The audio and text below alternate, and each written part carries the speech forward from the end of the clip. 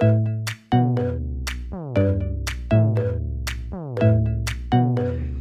to Harcourt Hub. Hello and welcome to the 13th episode of Harcourt Hub. I'm Claire, your host. Sadly, as the summer comes to a close, so does my time as intern at Harcourt House. And as such, this is the last episode of the podcast. Thank you so much for listening over the summer. If you missed an episode or want to hear one again, they are all up on our website.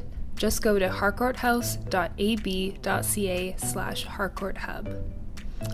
For today, our final episode, I sat down with Michelle Schultz, director and curator at DC3 Art Projects. Here she is to tell us more about what she does and how she got to where she is today. I'm Michelle Schultz. I am director of DC3 Art Projects here in Edmonton. How did you begin as a curator or gallery director? In 2010, I was finishing my MA in Contemporary Art at the Sotheby's Institute in London. And along with 3 of my fellow students, we opened a project space in East London. It was absolute insanity. We were installing our first exhibition in an active construction site with no running water and only 110 volt electricity, open ceilings, exposing us to harsh London weather, and we would get rained on a regular basis. And for our first exhibition, we did a solo show by a London-based artist named Sarah Pager. We installed a series of 7 modified bathtubs hanging from the ceiling of this construction space, along with 7 other bathtubs that had been converted into light boxes. For our private view, which was the middle of November, visitors had to sign liability waivers to be allowed on site. And it was exposed, open to the rain, to the elements. We just served everybody mulled wine to try and keep them warm. So that was sort of my first experience in working in a gallery and curating. After that, I worked for various institutions in London, Whitechapel Galleries, Somerset House, Frieze Art Fair. And in 2012, I was approached with an offer to move to Los Angeles and open a new contemporary art gallery in Hollywood there. So I ran that space as director for 3 years and then returned here to Canada. So did you start that first gallery as a student? It was just at the end of our MA program. Okay. And that is what added to the insanity, is that the 4 of us were trying to finish our MA dissertations while simultaneously opening up this gallery space. But it was a project that was sort of born out of the Sotheby's Institute itself, and that's where we got approached with the project. So how and why did you come to DC3 in Edmonton? Well, I've known David Candler, who is the founder of DC3, for many years. Him and I used to be involved at Latitude 53 together, and we were both, we've always been interested in looking internationally in terms of what's going on in art, in contemporary art in particular, and we've always shared an interest in art that might upset or that makes people uncomfortable. It was something that David, once a long time ago, referred to as the creep factor. So when I moved back to Canada, I showed up at one of David's openings. There was a Royden Mills opening at the Epcor Tower, and David found out I was back in the city, and we just began discussions, and then I joined DC3 as of August of last year. Can you tell us more about DC3's, like what it does and who it aims to support? Absolutely. It's a contemporary art gallery that aims to support emerging and mid-career Canadian artists.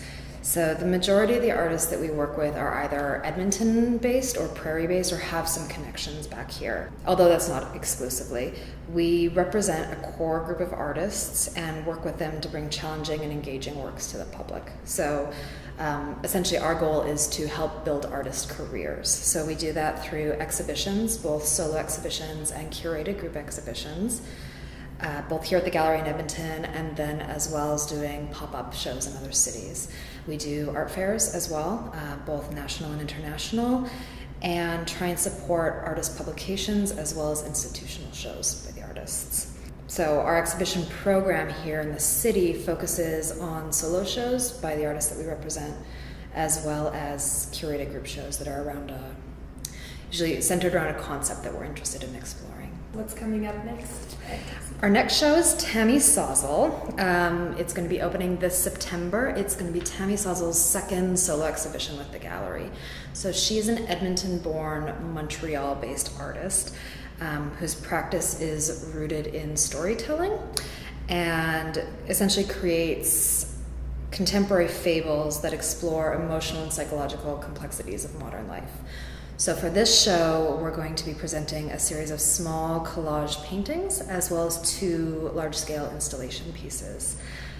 The Cleansing is a work that DC3 did in a pop-up show in Montreal in 2015 and then was shown at Art Toronto last year as well. So we're going to be bringing that to Edmonton for the first time.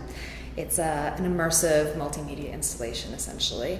And then there's a smaller sculptural work as well titled Making Ready, which premiered in Toronto last year as well. So we're very excited to be able to bring these pieces to Edmonton and sort of give them their Edmonton debut. So what do you look for when you're curating a show or deciding what to display in the gallery? The sort of solo exhibitions that we do and the group exhibitions I think of as having very distinct functions. They're separate entities and they have very different purposes. With the solo exhibitions, like Tammy's upcoming exhibition, the focus is on exploring the depths of the artist's practice. While the group shows that we do, we currently have 2 in development. One is titled Scrappy, which is looking at scrappiness as an aesthetic, and the other one, and these are working titles, is the industry show looking at the industry of human aesthetics. So with those shows, we're more interested in exploring the concept, whereas with the artist shows, the solo shows, I tend to like to let the artist take the lead on those and explore what it is that they want to say about the work, whereas the group shows, I'm more interested in what I want to say about the work. So I recently curated a show down in Los Angeles. We did a pop-up show down there called Other Spaces. And the show was about examining spaces in between, particularly focusing on how identity is produced and presented. So it was pairing the work of Canadian artists with Los Angeles-based artists. And I was specifically interested in creating relationships that make you look at the work in a different way or unpack it in a slightly different way. Before you came back to Edmonton last year, you studied in London and then you moved to LA.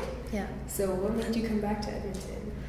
DC3 Art Projects is what brought me back to Edmonton. Yeah. I don't think I would have ended up back in this city otherwise.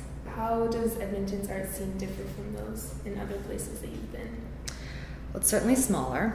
I find that Edmonton itself is vastly underrepresented on both the national and international stage. And I was discussing this earlier today with somebody, but the support systems that are in place for artists and institutions are very different as well. In Canada, a lot of our funding, artist-run centers and grants and things like that, it all comes from public funding, whereas in the US, in Los Angeles, it's all private support. So I'm still trying to figure out exactly what that means in terms of artistic production and how that affects artistic production, but I think it's a really interesting conversation. There's a lack of communication that happens across the borders, and considering that the US is so close to where we are, there's not a lot of communication between arts in Canada and arts in the US, I find. So I'm really interested in trying to make sure that those relationships happen. Are there any specific things you'd like to see to encourage that exchange? I guess the show that you just did. Yeah, so the show that we just did in LA was really fantastic in bringing some Canadian artists down to LA and having their work in conversation with American artists. So a lot of people are, working around the same sort of concepts, but maybe wouldn't be exposed to one another. So that was really important. We do art fairs, and we've been doing fairs in Montreal and Toronto for the past 3 years, but this past March we went down and did an art fair in New York for the first time. So there's a art fair that happens yearly in New York, London, and Istanbul called Moving Image, and it's the only international art fair dedicated to video art, essentially. And participation is by invitation only, and this was the first year that they invited a Canadian gallery down to participate in Moving Image. So that for us was a really big step. We brought the work of Emily Atkins, who is a Saskatchewan-based artist, down there, and it just sort of opened up a lot of conversations. She was down there for the opening as well, and we were able to have conversations with galleries based in the US and curators who are based internationally. So a lot of it is just exposure. So we're looking at doing more of these sort of projects, either pop-up spaces in other cities or art fairs in other cities. So we're looking at Miami, and we're looking at places like Vienna and Berlin and things like that. Right. How would you like to see Edmonton's art scene grow or change? There's a lot that I would like to see for Edmonton's art scene. We just need more, I think. We need more galleries. We need more studio spaces. We need more writers. We need more curators. And we need to find a way to support them as well. You know, I would like to see Edmonton do a much better job of supporting its artists and growing experimental spaces as well. So I think that, you know, just spaces to make work, to show work, and to talk about work are going to be really important in Edmonton, and I'd like to see that grow and expand. Where does the support need to come from? That's an excellent question, and again, it comes back to that idea of private versus public, and I don't really know where it's going to come from. I don't know, you know, the grants obviously are changing a lot in Canada over the next little while. And there's a lot of people in the private sector that are becoming more interested in art. So I don't really know where that support should come from, where it's going to come from. The Edmonton arts community is really good at coming together and supporting itself, I find. Like, people are very enthusiastic and willing to have conversations, but it's connecting the arts community with the larger sort of cultural production in the city that I think is something that needs to be explored. So you're also a writer. You were a contributing writer for Daily Serving, and you've also written a bit for Snapline. Yeah. So how did you get into critical writing? Well, writing was sort of it began as a natural extension of my MA. So during my MA program, I did a lot of writing. And I was finishing up my dissertation in London, and a friend of mine from San Francisco sent me an email. I think she was interning at Daily Serving at that time, and said, look, they're looking for an LA or a London-based writer. And at that point in time, I was saying, I have a bad habit of saying yes to everything. So I'm like, oh, this sounds so exciting. I would love to write for them. So she had put me in touch with the founders of Daily Serving there. And I began writing for them and wrote for them about 2 years, and would contribute articles, I think twice a month, if I remember correctly. But it was something that I really loved doing. I loved being forced to write on a regular basis. I love being forced to go out and see shows and to just continue to think critically. I don't write nearly as much as I used to. It's something that I wish I would do more of. But I was happy to contribute to the Snapline here in the city. And I've toyed around with the idea of starting a blog or a publication for many, many, many years, and we'll see if it's something that actually comes to fruition at some point. It may, it may not. Well, others we've spoken to on the podcast have said that Edmonton really lacks a lot of critical writing. Yeah. Do you see that as well? I agree. Yeah, absolutely. I think that there's a serious lack of publications willing to publish critical writing about art in the city, but it's also a problem both locally and internationally. The national arts publications don't have a lot of coverage of Edmonton.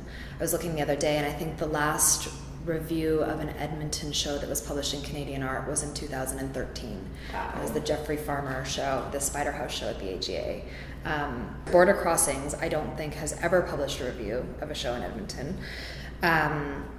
But C Magazine will have an upcoming review of our Ruth Cuthan show that we did this past March. So Carolyn Jervis actually pitched a review to C Magazine, so we finally are seeing a little bit of coverage.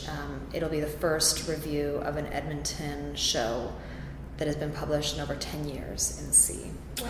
So it's an ongoing struggle, I think, and I don't know if it's a lack of publications or it's a lack of writers. We have some very talented writers in the city, but I think that there's just not a place for them to necessarily publish. And if you don't have those publications that are pushing people to write, you also don't get people who are writing on a regular basis. So, which one comes first, I don't know. I think that we need both of them, more writers and more publications, and people willing to think critically and write critically and not be afraid of backlash. Yeah, for sure. That's all the questions I have. Is there anything else?